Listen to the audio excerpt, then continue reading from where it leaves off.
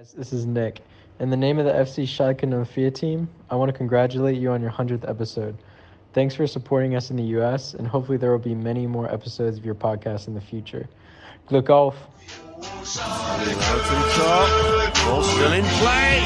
Oh, what a goal! What a magnificent, absolutely stupendous strike from Kevin Kharman. Moravec through the roll. Lovely chip ball. 4-1 Schalke.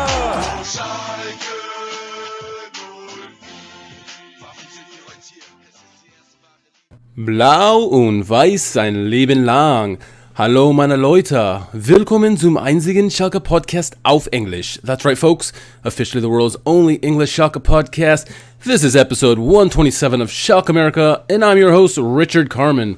Joining me on the show, as always, co-host Jack Mangan. Jack, happy victory. What day is it now, Thursday? Yeah, we haven't had a Victory Monday podcast in obviously very often recently because of circumstances, and we didn't get one this week because we postponed so long. But it is a Victory podcast, and in that spirit, look at that. Look at that. Hey, I like it. Little Stein attachment, courtesy of Schalke themselves. Appreciate that. Yeah, absolutely. And I want to apologize to people because I've been sick as a dog, and I'm only just barely getting good enough to do a podcast now. So thank you for the flexibility, Jack, and for those who've been, I'm sure, eagerly waiting for this podcast. You know, it's not often, like you mentioned, that we get to talk about a win. And yeah, you know, who would have thought that we would have been led by Emilio Estevez, Lou Diamond Phillips and company, or I should say Hoppe, Idrizi and company with great performances they did this weekend. Yeah, man, the Young Guns leading the way this weekend to a 4-3 victory over Frankfurt, Jack. I was shocked and happy. It was a good result. I like to see the young guys do that. Very impressive Photoshop skills, first and foremost. Of course, top-notch here at SchalkeMerica. If the whole podcasting doesn't work out for you, I think you got a future in that potentially. But yeah, listen, I mean, this is exactly what we wanted to see, and I'm not saying that I expect it to turn out with a win every time that it goes this way, but we talked about this. We want to see as many of these young kids in the mix as we can, and we started off this game with two of those in the midfield, and ended up seeing more as the game went on, and a lot of those guys ended up having big impacts in this one. So it's great because it's a win, and it's great because it's a win that involved some Knappschmiede products on the score sheet as well. And so I think that's doubly for that reason a feel-good feeling for Schalke supporters coming away from this one. No, it certainly was. It is and was. And before we get into the game, because we are chomping the bit because it's not too often we get to talk about a win, we're going to start off things with the giveaway. We did a post yesterday about our giveaway. We teamed up with Schalke to give away some freebies here to the end of the season. It's the end of the season. Let's just end it on a good note. We got a win, obviously, against Frankfurt, and so we said let's give some things away. And rules are simple, right? As it says on Twitter, you follow us and you share that tweet. You're entered into the standard drawing, and then to enter into the grand prize, you do that.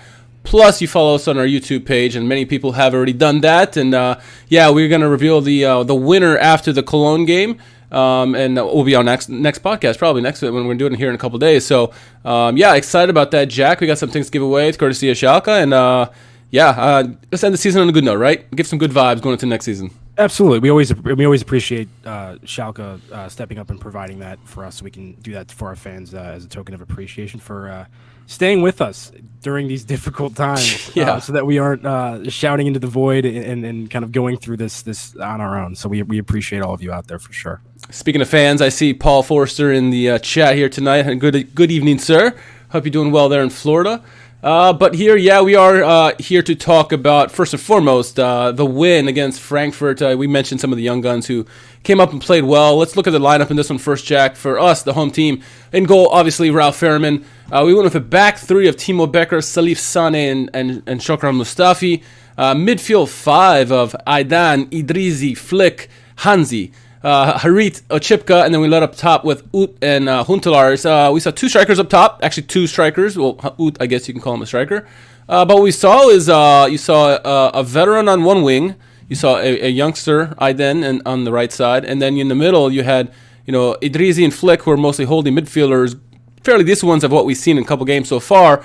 With Harit in the middle there, good combination there. It seems like overall.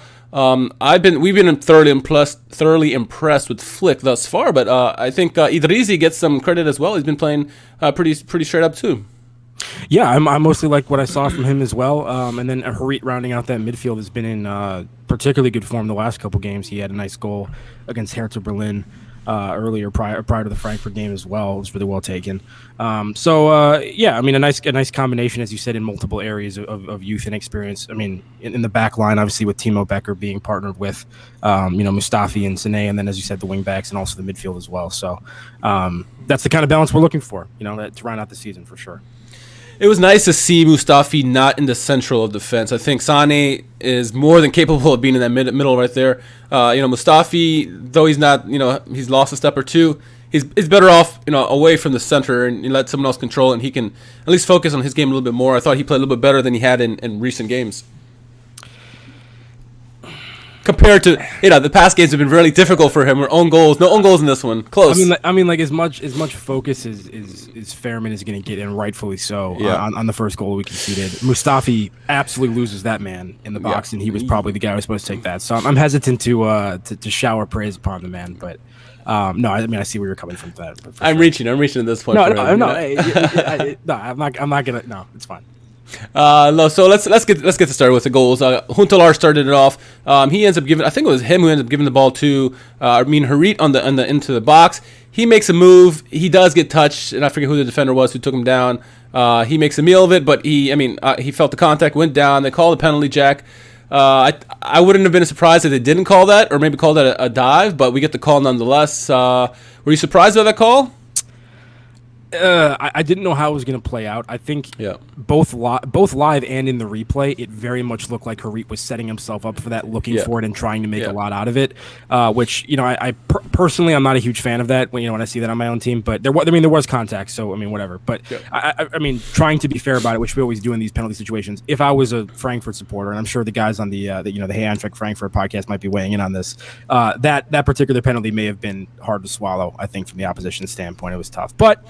Credit to Harit. I mean, he's tricky, he's shifty, and when he's at his best, he gets into those kind of situations a lot, not just in the penalty box, but around the final third. Remember back that the first season of Tedesco, he was the most fouled player in the Bundesliga and set up so many of the free kick opportunities that we then converted through great delivery from Daniel Caligiuri, guys like that. Something we've been sorely missing, honestly, for most of this season. Yeah, no, 100%. Joseph's in the house. He's from New Hampshire. He says, guys, I missed most of the game, but glad to see we got a win on the board. And that's why you're here, right? To hear the recap of see what happened in the game. So a penalty was called on that play. Huntelaar steps up, one of the most decorated strikers in Bundesliga, and he gets blocked by Kevin Trapp, but the rebound luckily comes to him. He puts that away. 1-0. Hey, don't give him two chances, right, to score a goal. Trapp did great to make the save, but went right to Huntelaar, and Huntelaar, I guess that wouldn't be one of the easier goals he'll score. No, and you're right. I mean, Huntelaar, one of the great strikers of the Bundesliga. But what I was surprised to learn, and I think that this was said in the commentary, was that I think his all-time penalty record in the Bundesliga was something like 9 makes and 7 misses. Oh wow! Which is actually like substantially worse than what you would expect for a striker of that caliber. Maybe that's just not the best part of his game.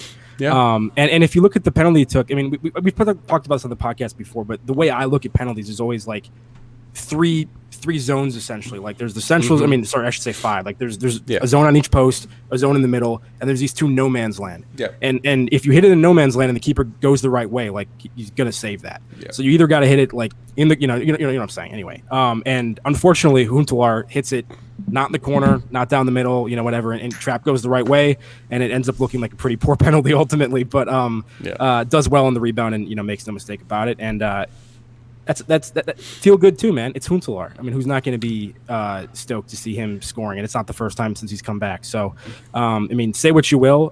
He's come and played a few games for us, and he has a couple goals to his name, and that's what we wanted out of him, honestly. Yeah, it's unfortunate that he got injured, and we didn't get to see more of him and more of these goals. But at least he's scoring now, nonetheless. And it's like the third game in a row that we've gotten the lead, and every time we've gotten the lead in the past, it has not ended well for us. And in the 29th minute. You alluded to this already, a play that really had no right to be a goal. Fairman, who knows what the heck he was thinking, went out to get it. As the announcer says, you come out, you got to get it. He didn't. He was completely lost and tap-in header for Bernardo Silva, Andre Silva, backdoor, get the goal there, 1-1. All the oops go to Fairman on that play. You mentioned Mustafi did lose his guy, but I mean, yeah, again, Fairman cannot make that miss, and he knows it. He raised his hand immediately. He's like, my bad. Yeah, and our troubles, in the air, not just from set pieces, but in general from wide areas, continues. Yeah, just shocking defending first of all, because it comes from nothing really. Yeah. I mean, there's not a great move that's happening. He just pulls off of Mustafi and it's suddenly open. The guy sees it and just whips it all the way across.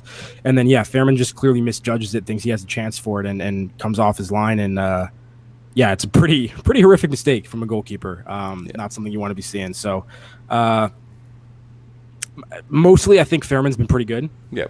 Since he's been playing. And he had some nice saves in this one, honestly. It could have been worse because Frankfurt did have some chances in this game, and Fairman helped us in that sense, but also had a couple moments that maybe weren't the best. And I mean, those kind of goals have just been happening far too much. I mean, that's way too easy to let your opponent score in that kind of manner, and we've seen a lot of that this season.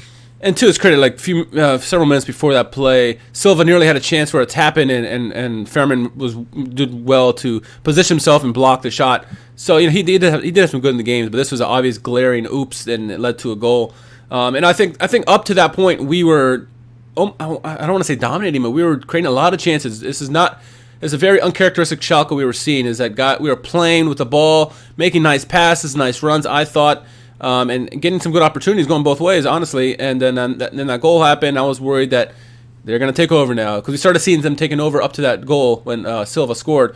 What I saw, though, at least for me, I don't know what you saw, ending at that half, we started picking it up again. We didn't let that goal put our heads down. We started attacking again and ended the half, I thought, on a fairly good note. Went down. It was 1-1 going to halftime. But what were your thoughts in terms of possession? And I noticed on the tracker at halftime that we were very compact once we scored that goal.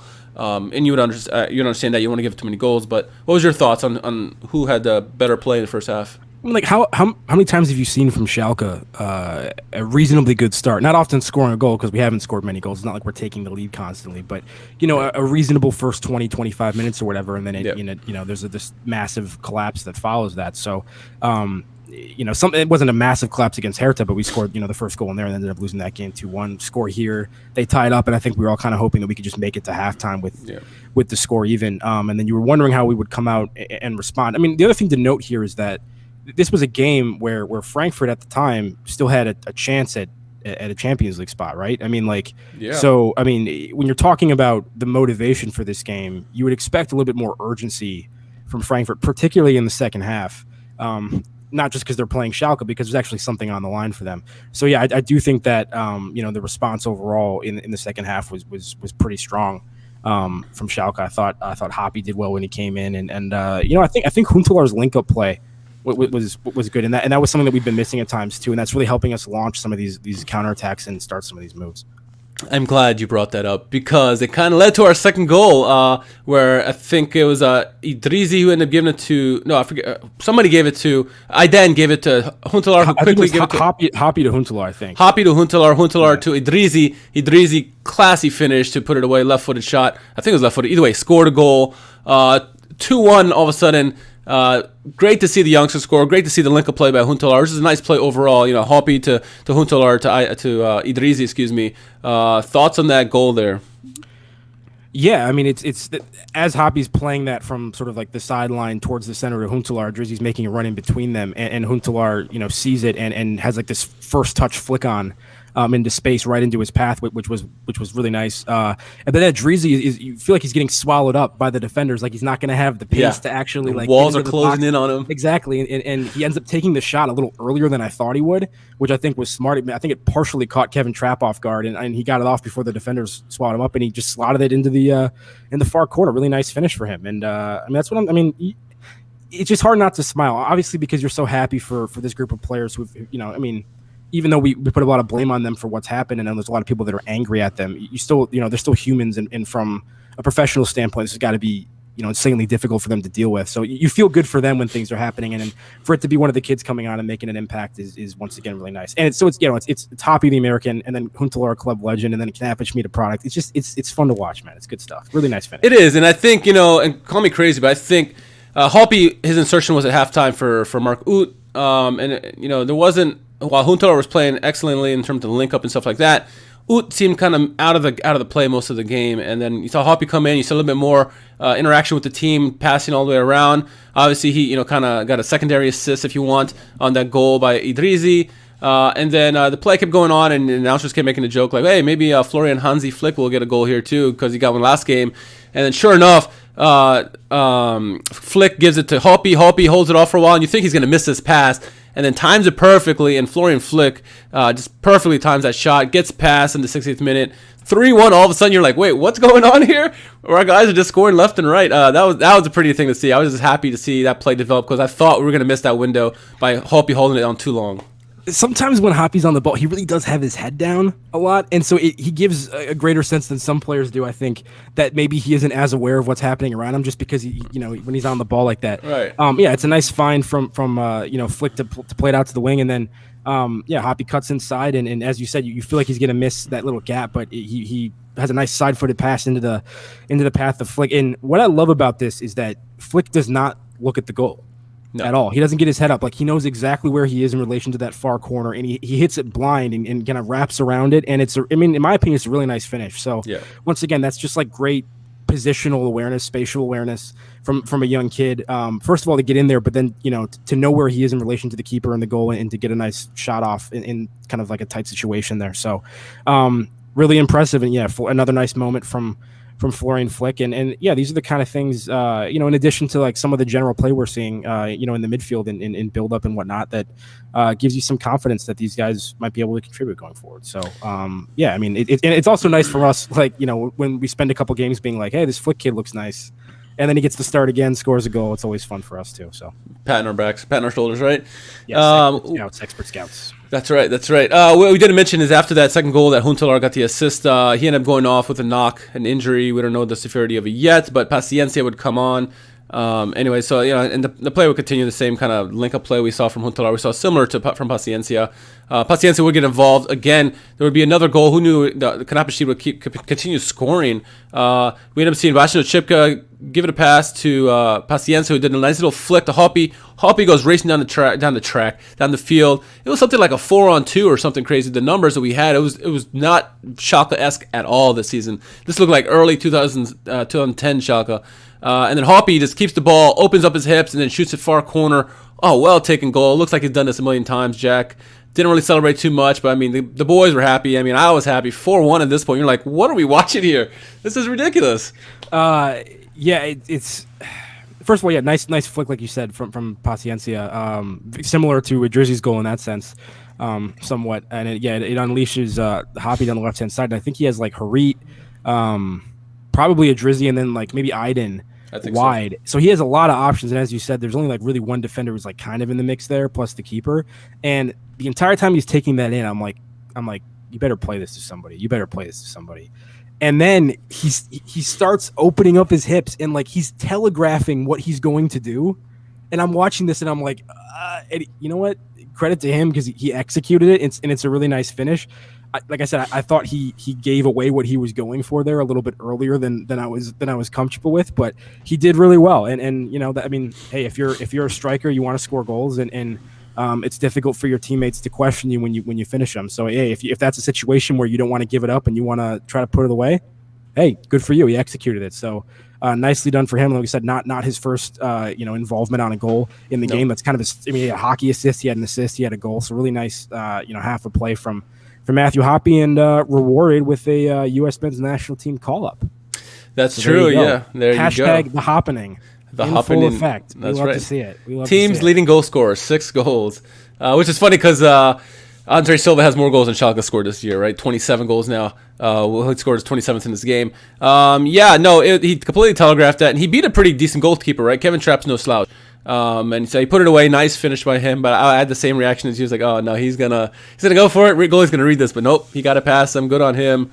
4-1 at that point, or 4-2, excuse me, because so kind of led to all this. Ndika had scored, and I forgot about this because I was so excited about the youngsters scoring. And Ndika actually scored a minute before Idrizi scored, and Schalke responded immediately to make it 2-2. Then it was 3-2, 4-2. It was 4-2 at that point. And then Andre Silva would get his 27th goal. A sloppy play, really, in front of our own goal. Kind of bounced all over the place. Our guys tried to get it out, but didn't really do well, and Andre Silva pounced on the second chance and got it in. 4-3. No really goals after that moment, obviously, because the game ended by that scoreline. But overall, we wanted to see some fight from the team, right? And that's what we got. That's the first time we've seen a really good fight by the team for pretty much 90 minutes. I don't know. And you wonder to what extent the pressure being off a little bit is contributing to this. And, maybe it's a little bit of the team getting settled under Grammati's. Maybe it's, whatever. But or just the occasional fluke, the occasional regression to, what this group of players should be able to do on a more consistent basis. But, you do wonder if now that relegation is certain, a lot of these players already know this, so they're going to be here, so there's not as much pressure in that regard to not make a mistake because they're fighting for their jobs. Maybe they're just playing with a little bit more freedom, a little bit more fun, and when they get the young kids into the mix, they're going to be eager and raring to go regardless of the situation, right? They're going to be hungry for results and goals and that kind of stuff because they haven't been in the first team environment as long, and they're trying to break through. So I think it's a nice kind of mix right now. And that last goal from Frankfurt, maybe Fairman could have done a better job keeping it in front of him. It takes a couple deflections. It's such a weak BS goal to concede. It's unfortunate. It's not a particularly great Frankfurt move or anything. And after that, you were just kind of just hold on to it, man. You were just rooting for him, please, because it's going to be just devastating if they come out of here with a draw after scoring 4 goals. Draw or loss, yeah. Yeah, exactly. Just please hold on to this. And so it wasn't the most comfortable final few minutes just because I was invested in their emotional well-being, I think. But really, really nice performance overall. And hopefully the Cologne game isn't some massive drop from that, and we can kind of ride this out and kind of finish on a relative high note, given everything that's going on. Their well-being, your well-being, my well-being, all of our well-beings, right? Yeah. I think it was a little bit of all of that, right? I think it's no pressure anymore because obviously you're relegated, playing free-flowing. Maybe it's getting accustomed to Gramozzi's system. I think it's all of that. I think it really was. You saw the joy really from the coaching staff as well. They were really happy about it as well. Starting to lose my voice now. Oh, it's all right. But yeah, I thought disappointing from Frankfurt, though, wouldn't you say? Absolutely. You're playing for a Champions League spot. This is the one time in history you're going to have Dortmund and Wolfsburg cheering for Schalke in this kind of game because Frankfurt need the points, and they choked basically, and now they're probably looking. I think they're guaranteed now out of the Champions League now. It doesn't matter what happens, I think. No, yeah, it's locked up. It's Dortmund and Wolfsburg. We do our cousins a favor, and it was a poor performance. And I think what it was it's a little bit of what we saw at Gladbach. So in Gladbach, when Marco Rose announced that he was leaving, the team kind of hit vacation mode. And when Hutter announced that he was leaving as well, same thing with Frankfurt, and they've struggled since he made the announcement that he was moving on. It's a little bit of that. It's shocking still that they could have had a Champions League spot. Probably would have had all of them would have had bonuses had they made Champions League, and now they miss out on that.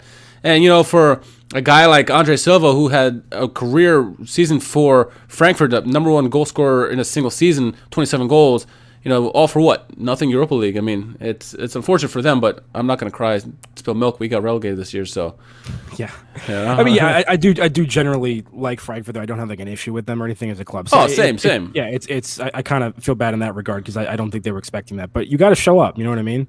And I just really felt the urgency was lacking and not what I would have expected from a team that was in a position to still compete for something in that regard. It says, "This is great, guys. Can't believe it took me this long to catch this live. Love it. Well, glad to have you on. I guess it's a time that works for you. Maybe now we can come on Thursday nights. Hey, I don't actually know what the schedule is in Fight the Bundesliga. We might have to come on Thursday nights now. Yeah, we'll see. Yeah, there's a lot up in the air with that stuff for sure. Oh, that's so funny. He says, hey, when you're playing all my rooting interests next year, I'll jump in a bit. All right, sounds good. Sounds deal. We'll hold you to that.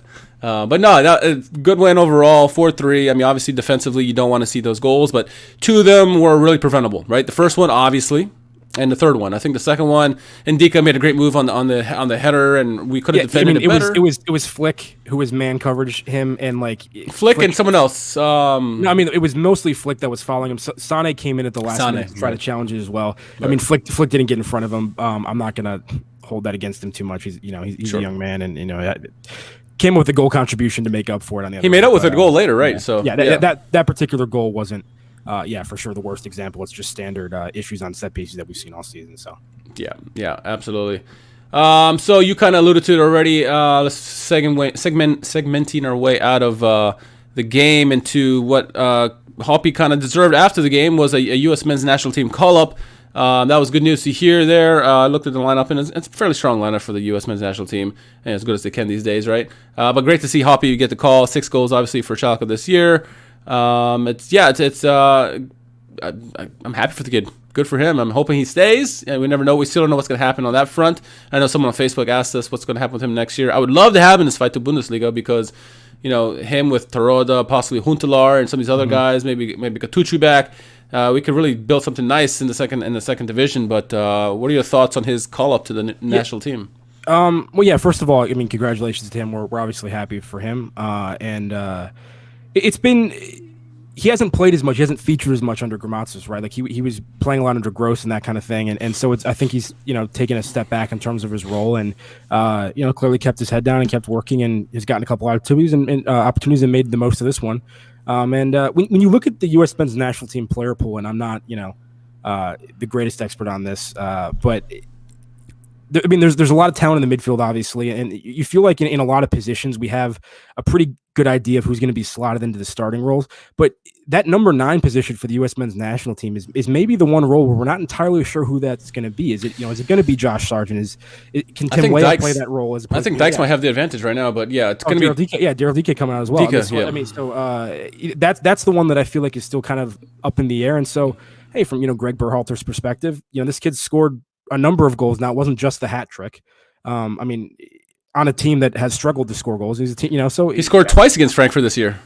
I'm just saying, like, I think it's not out of the question to give him a look in a camp and see, how he competes with the other guys and gets along. So good for him for sure. And he's going to have that familiarity with Weston McKennie as well, because he's obviously made a team as well. So it's going to be good for him on that. And he's going to see some of his old buddies, from Germany, like Gio Reyna, Sargent, and some of the other guys who are around the league. So and I hope he stays with us next season as well, because we've said this before, but like he's still so young. If he spends a season in this fight at Bundesliga, it's not like he's missed a year of his prime or something. This guy could spend 5 years in there. He's going to come out the other end being like 25 or whatever. I mean, he's in the heart of his career. So yeah. I know there's a lot of opportunities out there, and maybe financially and from branding standpoints from a lot of these young players to make the jump soon. And if they decide to do that, I'm not going to hold it against them, particularly given the situation at Schalke this season. I don't blame anybody for trying to jump ship.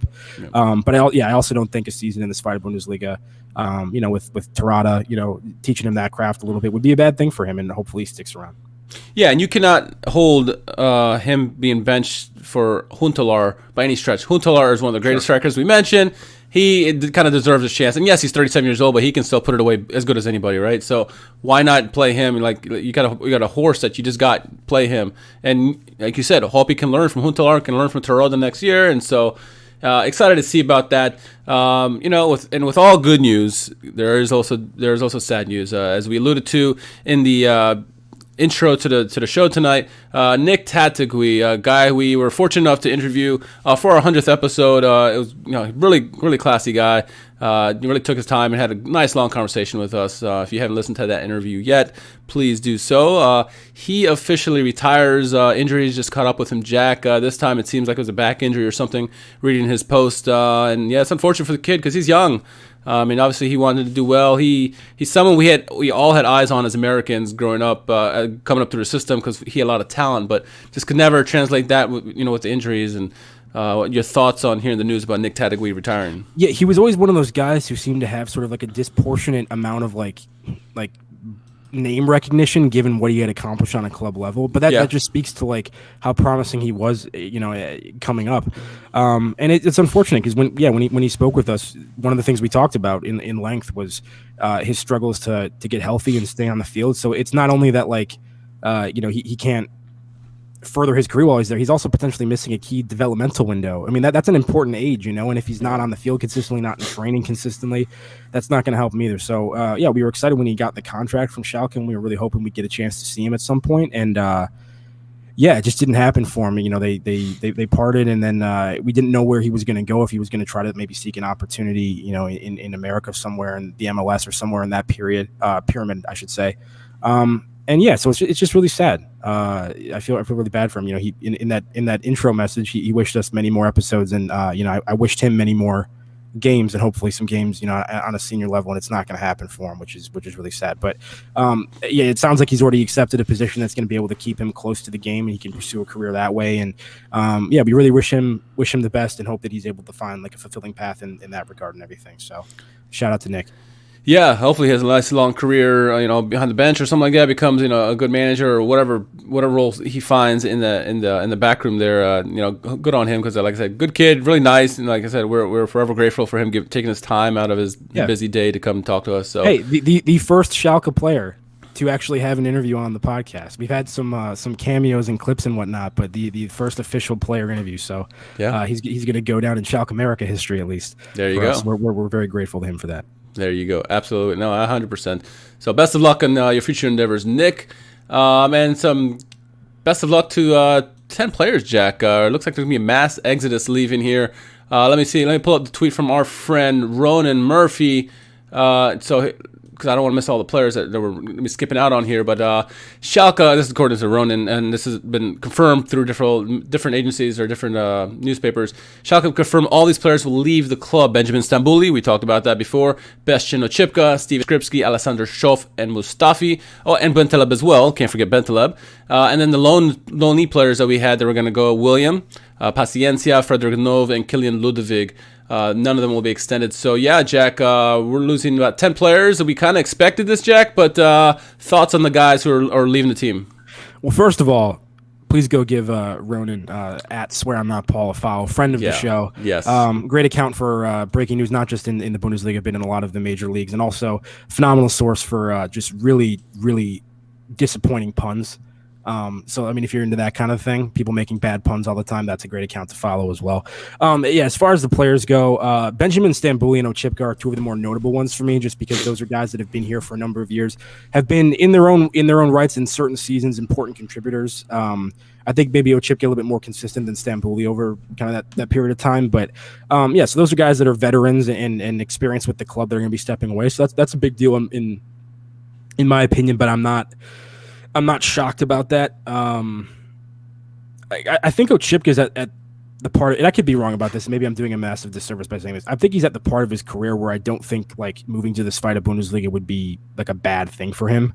But we'll see what happens with him going forward. And I'm sure his contract, we probably wouldn't want to pay that anyway. But and then Skripski, he just never got going for us. Unfortunately, didn't always have the opportunities. But that's just one of those signings that we weren't super optimistic about when it happened, and it just kind of never came to fruition. Schuff, another guy who's been here a while, and another guy that we've kind of been hot and cold on at various times. So, it's not super surprising that the list of names that we're seeing there, and I guess the Nabil Bentaleb saga is officially going to end as well. So, because he's another one.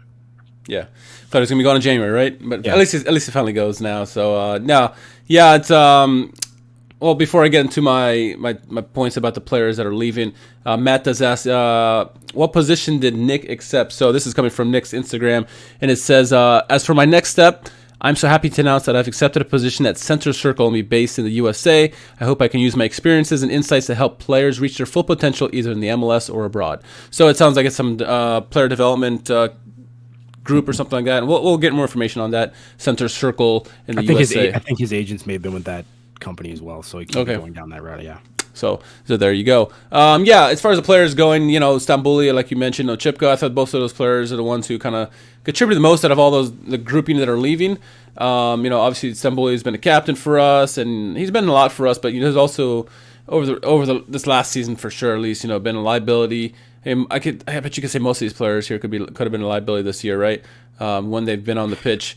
Yeah, but I mean, each one of them, Schupp, Ochipka, and Stambouli in particular, have each had their own moments that have been, very important over the years, and so shout out to them for that. And they're also guys that seemingly have done it the right way and have been good figures and personalities. You've never heard them lash out about the club, nothing like that, which is great. I mean, respect to them for that, but probably not the worst thing. We're moving on ultimately from to be fair, those guys that you mentioned, they've kind of had to play out of position, right? Stambouli as a center midfielder, and he's had to play center back for most of his career at Schalke. Ochipka has mostly been a left back, and he's played some center back and some other positions, midfielder at times.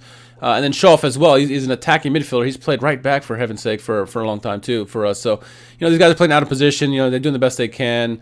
They've been good servants to the club. We've had some good times with them, certainly. It's unfortunately, their career didn't last longer for us. It didn't have as great a heights that it could have been. But it's time for them to move on. And some of these other players, like Bentaleb, had never worked out with us, even though he had flashes of brilliance, as you mentioned. And some of these other guys, Skripski, you already talked about him coming from Union Berlin. It just didn't work out for whatever reasons. And it's time to go. And, something like, at least with Stambouli and Ochipka, they had clauses in their contract that once it goes fight the Bundesliga, they're out, not knowing that, Schalke's never going to get relegated. So that happened. And then, obviously, the loan players, out of all the ones mentioned, obviously, Frederick Renault played well, but, it's going to be a fortune to kind of buy him from Frankfurt. And he probably did himself well, the performances that he was, he's in the lineup. He's going to get a shot somewhere, if it's not with Frankfurt, somebody else. And then Ludwig, best of luck to him. He was 19 years old, kind of thrust in the fire. It's hard to do well there. And then William, we had hopes, but nothing really matured from that. Pacienza was probably my favorite of the grouping, I think. He had a bad injury, to end the season. Finally came back, and at least he contributed to a goal here before the end of the season. Here, maybe he can do it one more time. We'll see. But I'm not totally down on this, because we have some youngsters that we want to see on the pitch, right? We talked about this many times. Put the youngsters on, and now we've seen here in the last couple of games they've been playing. Flick's really come to the limelight. We got some other ones like Bozon we haven't seen in a while. Chalanolo we haven't seen in a while. So there's some other guys there on top of the guys that are already playing. So Thiaw didn't even feature in this game as well. So I think that the next season looks promising with some of these youngsters. I mean, you just look at some of the guys that we have here. Defense, you got some guys. In midfielders, you got some guys. Now you got the attack, you have some guys. So a good mix of youngsters plus some veterans like Terodde and Huntelaar, and maybe a couple other veterans in depth. And I think we're going to have a decent team next year. I'm not going to say it's going to win the league or anything like that or get promoted. I'm just saying it'll be decent. They should perform better than they did this season, I hope. What's the kid's name? It was like Henning Matriciani or something like that. Oh, the guy who I thought was the grandfather and is 21 years old? 4 years old, yeah. I mean, that kid, that guy's just got to let it go. I mean, he's lost the battle. Did you see the tweet from the one player? Was like, dude, you gotta let it go, buddy. Yeah, he's got to make the point. He seems he's got a decent dome on him, dude. That guy can rock a shaved look for sure. He can look like the Pander, like the Christian Pander look, to shave his head. Go for it, man. Yeah, it was definitely jarring when you see the Knappishmeter product, with that kind of dude. But yeah, so there's even more than the guys we've been talking about. There's still even additional guys that are getting thrown into the mix and getting a look. So we'll look to see if there's any more of that coming down the road in this final game against Cologne. Yeah, it's going to be interesting in this game, and obviously we don't need a win or anything, but it would be nice to end the season on a win, honestly, or just playing well. If we played same kind of attacking style that we did against Frankfurt, and if it's a shootout, hey, it is what it is. But I don't want to see a collapse. As long as the team shows up, gives their heart out, let the youngsters play again, like I said, and then if you got a big enough lead, you can bring in some guys to do their swan song or whatever. So I don't know. A couple of names we didn't mention for the mass exodus: Huntelaar and Kolasinac. Rumors are they're working on trying to figure out ways to get him to the second division. We'll see. We thought Huntelaar might retire, but maybe not. So imagine having Terodde starting in the striker position, and having Huntelaar as a backup, or that's mouthwatering, Jack. As good as you can be. Yeah, I guess there's been so much chatter about that on Twitter, about people being upset about that because they're a similar style player, and like, hey, if you can work it out financially so that it's not like a big deal, and Huntelaar is like down with it, like I don't think it's bad to have super sub Huntelaar. No. As a like Terodde or whatever. I mean, like late in the game or something like that, or just once again to have him around the team with how experienced he is. So we'll see how that contract negotiation goes. The Kolasinac one, we love him. Yeah, we love him. But Fairman, same thing. We haven't heard anything about him, so we assume both of them are going to try. Gotta say, overall, Kolasinac his performances since he's returned from Arsenal have left something to be desired, at least from what we expected him to be at. And that's even kind of coming into it knowing that he didn't become at Arsenal what we were hoping he would become. And I still think even knowing that he hasn't really provided the lift to Schalke that we thought he might have been able to, at least on the field. Who knows what's happening behind the scenes. And didn't play this last game, right? I don't know if it was injury or choice or... Yeah, I forget. I wasn't on top of that, but I mean, he's I don't know. So we'll see. I mean, he obviously loves Schalke, and we appreciate that he's here, and we love his passion and everything. And if we can work it out financially, I wouldn't be opposed to it. But I also don't think he's necessarily a guy that we absolutely have to have. I mean, especially if you're trying to clean house and kind of get fresh blood in there. Yeah, no, 100% there, 100%. I talked a lot about this on this episode. It's Thursday, a few days away here from the Cologne match. Anything else you're looking for going into that game? No, just like you said, end on a high note with hopefully a reasonably good performance, even if it isn't a win. Hopefully we show up and or at least somewhat competitive, and then get another look at some of these young players, and potentially a swan song for some guys that might be leaving us. So Harit certainly played well the last couple games. We don't know where he's going to be headed, but hopefully he finishes on a strong note once again. Yeah, him and Swat Serda, right? Who knows what's going to happen with them going into the offseason. So, we shall see. And hopefully we get some good information come from ESPN in terms of more Zweite Bundesliga games next year. Or we're going to have to figure out some way to... strongly worded letter, yeah. That and stream the games illegally here, right? We'll convince NBC Nashville to buy the broadcast rights from ESPN. I'm sure they'll be able to do that for us. There you go. Matt says, waiting to see if Max Meyer plays for Cologne this weekend. All we need is Max Meyer masterclass here coming on this weekend. All right. Anything else you want to chat about, Jack? No, I think that has it covered. Good week overall, I think. It was a good week overall, yeah. If you haven't done so yet, make sure you sign up for the Schalke US newsletter. Not only info on the club, but you get the latest on the fan clubs across North America, and you hear some shout-outs from our podcast as well. Keep tuning in each week as we bring you the latest from the Royal Blues. Next week may not be our last episode of the season. To be determined. We'll see how the season plays out with news this next week here. We'd like to thank Schalke for providing us tidbits for our podcast tonight and for the giveaways that we're currently employing at the moment. Any topics you'd like us to discuss, send us a tweet at SchalkeMerica, Twitter, Instagram, Facebook, anywhere on social media, really. We'd like to give a special shout-out to Nick Tadagui. Good luck on your retirement, sir. Jack, where can our followers find you on social media? At JM Mangan, JMMangan on Twitter. Very good. As always, you can find me at R_KHARMAN. I completely forgot what my name was, even though it's written right there for me, right? If you haven't done so yet, make sure you subscribe to our YouTube page. Follow us, leave comments. We much, much appreciate it. Thank you for all our listeners and followers each and every week. We truly, truly appreciate you guys. Fucking ESPN. That's right. Until the next. No, we love ESPN. We love Derek Ray, friend of the podcast, Derek Ray, and we love ESPN. Mr. Olympics, Derek Ray. Ray. ESPN finds it in their magnanimous hearts to expand their Bully 2 coverage for next season. If someone's got to promote it's Zweite Bundesliga, it's got to be Derek Ray, right? Come on, Derek. All right. Until the next episode comes, my friends, stay ready, and we'll be with you soon. Tschüss.